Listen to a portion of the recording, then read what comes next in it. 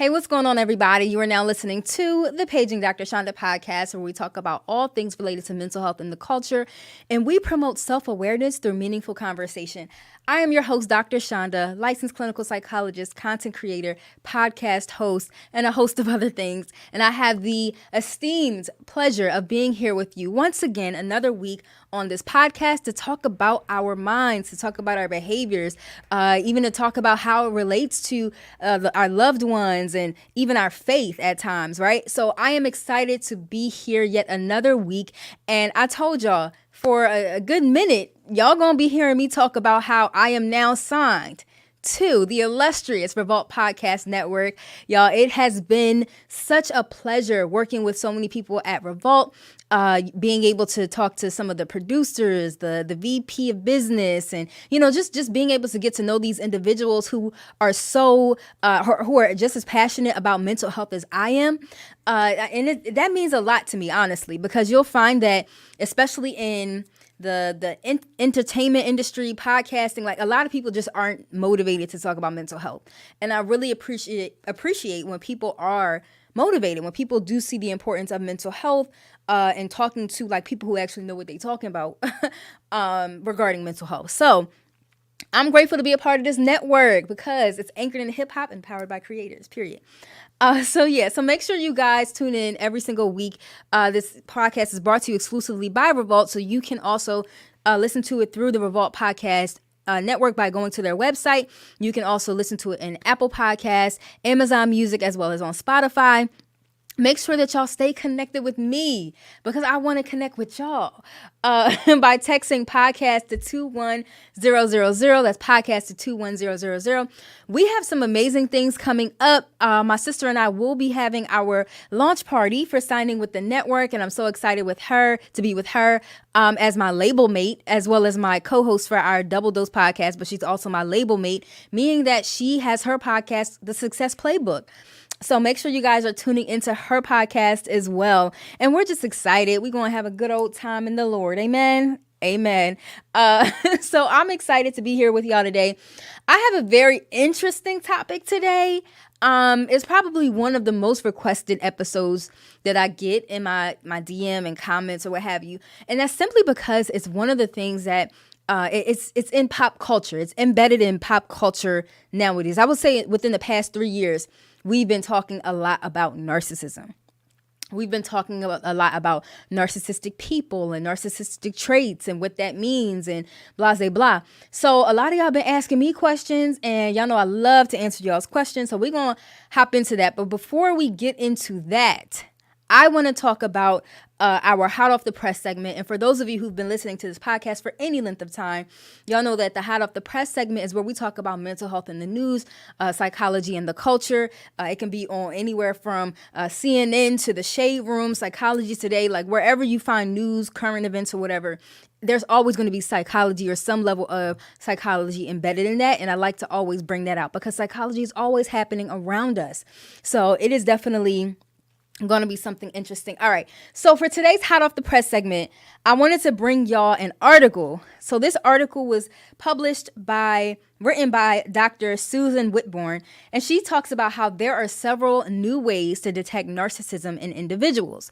And so specifically, Dr. Whitbourne discusses how people can pick up on individuals who might have narcissistic traits by their language as well as their facial expression. Language and facial expression. So this was actually something that's interesting to me because I'm the type of person, like, I have intense facial expressions. Like when I'm like locked into something, like I have an intense resting face. Like if I'm like thinking about something, I have an intense confused face. Like my face is very like expressive. So when I was reading this article, I'm like, I wonder if anybody's ever thought something about me because of my facial expression. But yeah, so she basically was saying that specifically with her research and with like other research, she's found that individuals can detect symptoms of or traits of narcissism by way of the way the individual talks and their facial expressions that they exhibit. Specifically related to their language, narcissistic individuals tend to use more first-person singular pronouns and fewer first-person plural pronouns.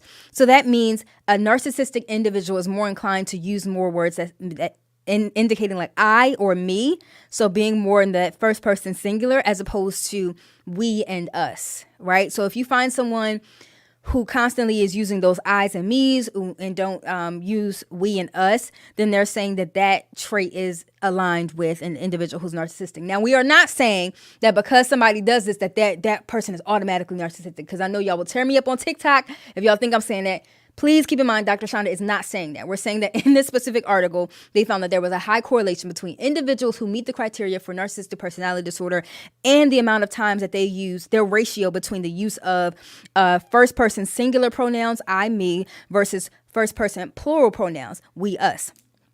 This article also discusses the role of facial expressions in detecting narcissistic traits. This is the part that I found really interesting. I know this is going to bless y'all. Research suggests that narcissistic individuals tend to display distinct facial expressions that can be indicative of self-centeredness. So they're saying that when an individual makes certain facial expressions with specific parts of their face, then it can be rooted in them being self-centered, which is one of the symptoms of narcissism. But it's not the only system, and we're going to talk about that. The only symptom. We're going to talk about that a little bit later. So these facial expressions include features such as raised eyebrows, smirking, and a lack of genuine emotion or empathy. So raised eyebrows, smirking, and a lack of genuine empathy and emotion. And she said, observing these subtle facial cues can provide additional clues in identifying narcissistic individuals. So listen. When I read this article, I was like, you know what? Let me tell my audience a little bit about this, because there is so much confusion about what narcissism is, how to detect a narcissistic individual. Like what should you look for? How can they impact my life? How do they impact other people in their lives? Like, what is this disorder? So transitioning out of that segment, I want us to talk a little bit about narcissism for a bit. A little bit about narcissism. Because like I said, narcissistic traits and narcissism and calling somebody, oh, that person's a narcissist, they're a narcissist, my ex is a narcissist. I feel as though that has become so common in the past 2 to 3 years. And I'm, as your psychologist friend, let me just tell you, when y'all be saying like that person's a narcissist, it don't even be making sense a lot of the times when y'all say the reasons why you feel like that person's a narcissist. I can't even blame you for real. I really think it's just pop culture, because that's, again, one of those buzzwords. And honestly, Chanel, I'm thinking, my sister's over here in the corner, I'm thinking I really should have a whole show dedicated to mental health words that really get on my nerves when y'all use them incorrectly. That's going to be the title of the show. The episode. Okay. You like that too? My sister said she likes it. So it's a go. Because narcissism is in that category. What else, Chanel? Gaslighting. That's another psychological word that people have appropriated. Trauma bonding, like all these buzzwords and media and pop culture that people have literally taken from. These are actual diagnoses. These are actual disorders. These are actual traits that we see in individuals who might be having a hard time in life.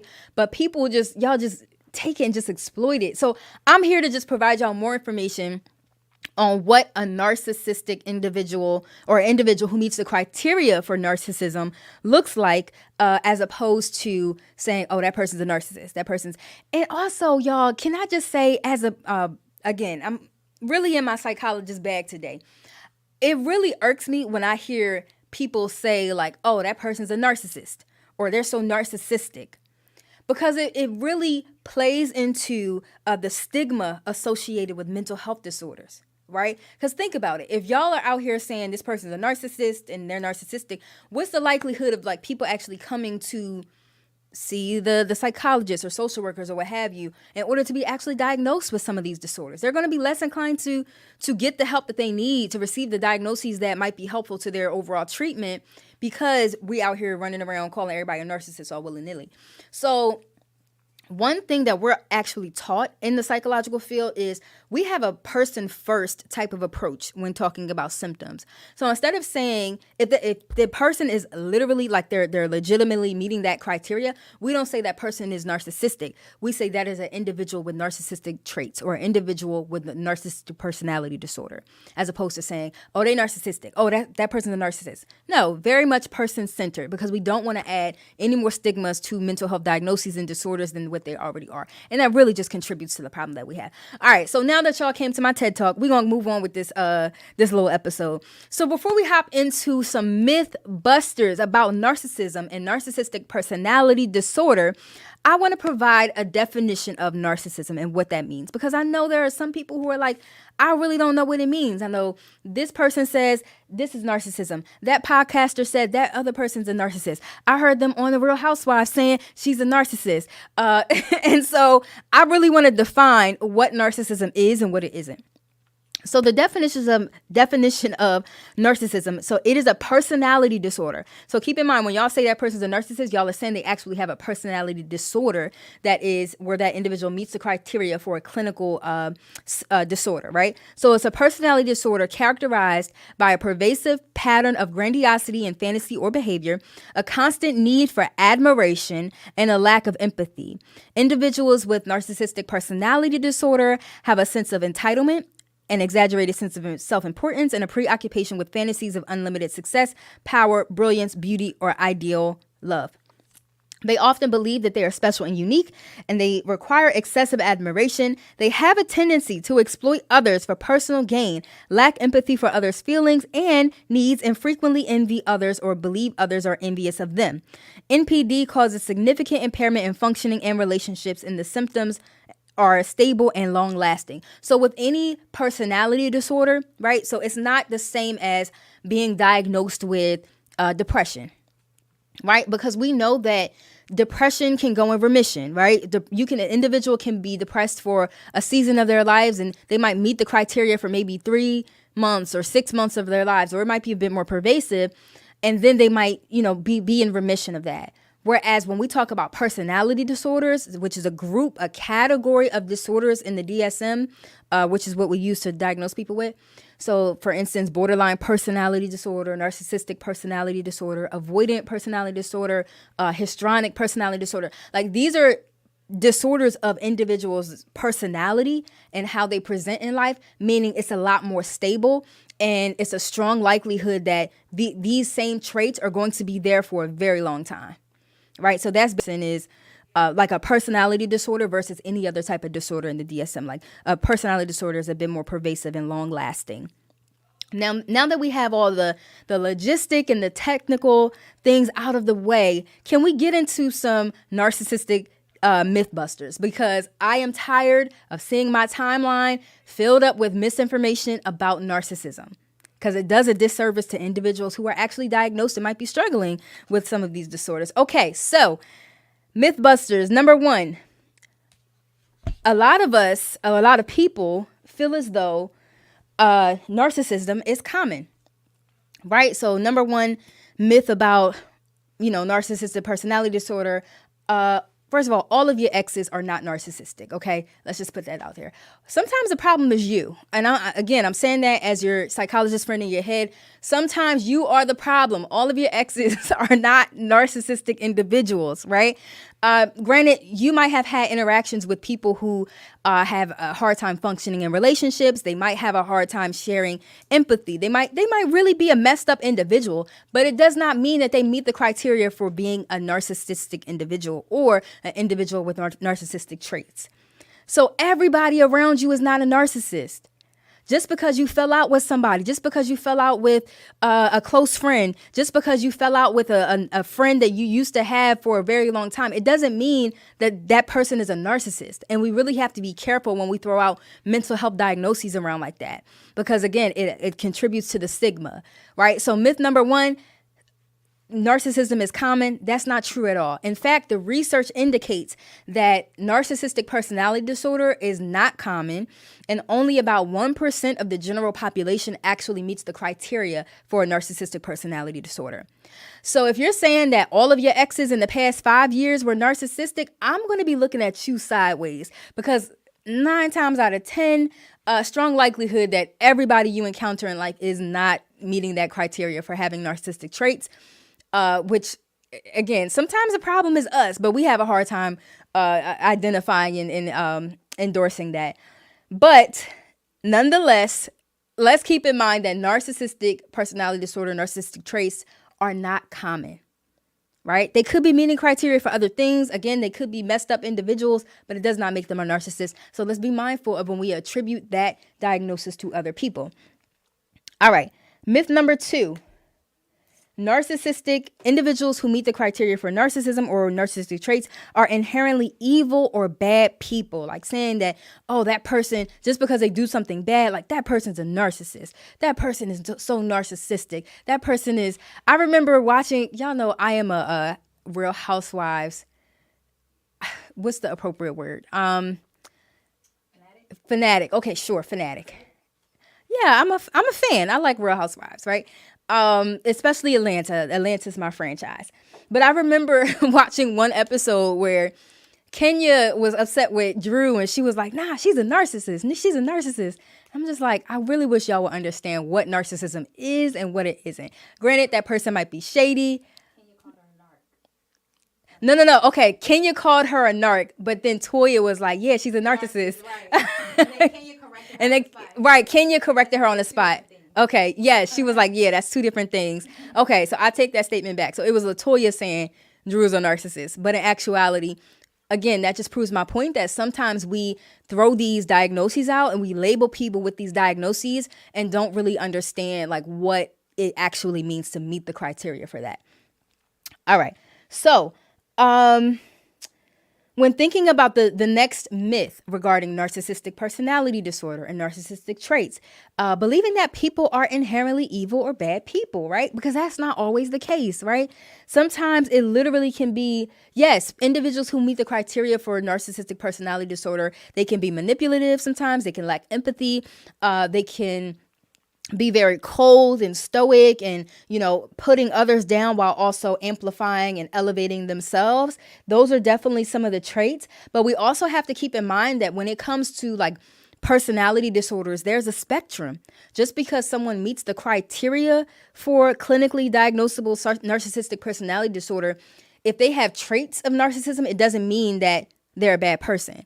Because actually, fun fact, some theories that we learn in school in psychology regarding narcissism and narcissistic traits, especially when you're in childhood, it's healthy to have a healthy level of narcissism, to have a healthy level of narcissistic traits. To think about it, if you have a child, let's say they're 3 or 4, you want them to have this sense of self that's so elevated, and believing that they do have positive qualities, and believing that one day they can be the president of the United States, believing that one day they can, achieve something and, make lots of money, do whatever they find value in. You want them to be able to have that grandiose sense of self at a young age, because that's healthy. And as parents, healthy narcissism is we're supposed to feed that. Right? We're supposed to continue to allow them to glean in that, because that's how in adulthood they develop a healthy level of self-confidence. They develop a healthy level of self-esteem through those early stages of having like that healthy level of narcissism.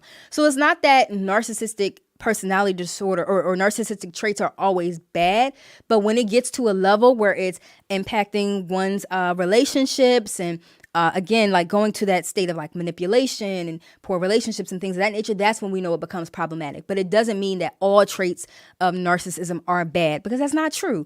A healthy level of narcissism is actually a thing. And I was actually explaining that to a friend the other day who didn't realize that narcissistic traits can be healthy depending on your age and how you're using them, as long as you're not manipulating other people in the process. Okay, so myth number 3 about narcissism. Narcissistic is untreatable. which is absolutely not true. As I stated prior to in the beginning of this podcast, it is very much a personality disorder, right? So if an individual has narcissistic personality disorder, we're not talking about traits, we're saying the actual disorder. A lot of people feel like, oh, that's just going to be how they are for the rest of their lives. When in actuality, there are treatments for narcissistic personality disorder. One of them being CBT, or cognitive behavioral therapy. These individuals might be in therapy for quite a while, or even psychodynamic therapy, which is another form of therapy. But I say all that to say there are treatments out there. There are forms of treatment in order to help individuals to thrive, even if they meet the criteria for narcissistic personality disorder. So I hope that was helpful, and I hope that because I gave y'all this psychoeducational podcast, that I will stop hearing so much false information about narcissism and narcissistic personality disorder and narcissistic traits on social media, even reality TV, and so many other avenues where we just exploit some of these mental health words and diagnoses, because again, we don't want to add to the stigma. We just don't. We don't want to add to the stigma. So I hope that blessed y'all. If you have a question, you want me to answer it on the Dr. Chanda show, I need you to text me your question at podcast 21000. That's podcast at 21000. So text that number and then send me a follow-up question so that I can answer you and give you a little shout out on the show. And again, thank you for tuning into the Paging Dr. Chanda podcast, which is brought to you exclusively by the Revolt Podcast Network, anchored in hip hop and powered by creators. Don't forget, y'all, you have the power to create the emotions you want to experience.